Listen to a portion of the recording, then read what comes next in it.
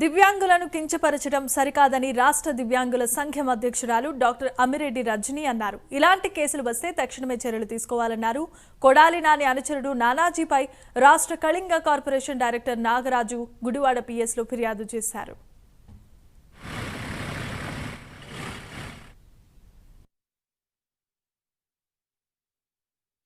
Organisation all India national chairman and Andhra Pradesh రాష్ట్ర దివ్యాంగుల అధ్యక్షురాలని. ఈ మధ్యన దివ్యాంగులపై అరాచకాలు బాగా జరుగుతున్నాయి. నెక్స్ట్ దివ్యాంగుల్ని అసలు వల్గర్ గా మాట్లాడతాం, వాళ్ళని నానా ఇబ్బందులు పెడతాం అనేది జరుగుతుంది. డైరెక్ట్ గా కుంటోళ్ళు అనేది దివ్యాంగుల వికలత్వాన్నే వేలెత్తి చూపిస్తున్నారండి చాలా మంది. నిన్న నా దృష్టికి మీడియా గ్రూప్ లో ఒక నానాజీ అనే అతను పార్టీలకు అనేది నాకు అనవసరం, వాళ్ళు అనేది పర్సనల్ గా చూసుకుంటారు. చట్ట ప్రకారం దివ్యాంగులు ఏ కేసు పెట్టినా చట్ట ప్రకారం వాళ్ళు యాక్షన్ తీసుకోవాల్సిందే. దీని మీద ఎటువంటి ఎంక్వైరీ కానీ సాక్ష్యాధారాలతో ఈ 922 సెక్షన్ కి సంబంధం లేదండి.